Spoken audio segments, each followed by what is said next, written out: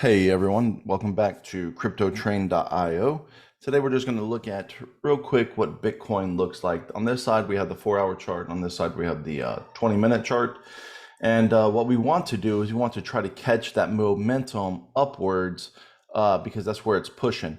The problem that we have right now is that we are at a resistant level right here on the 4-hour chart.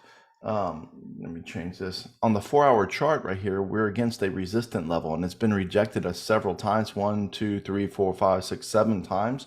So we needed to break above that. But also when it breaks above that, our target's only going to be the next resistant level because everything is red on us right now. So what we really want to do is go to the smaller time frame. I'll make this bigger. And we know that the momentum is upwards right now. So what we want is we want to stay on the 20-minute chart, and we want to wait for this histogram to completely max out, turn red on us, and our momentum indicator turn red on us, and we're going to ride that back down because the higher time frame is pushing us that way.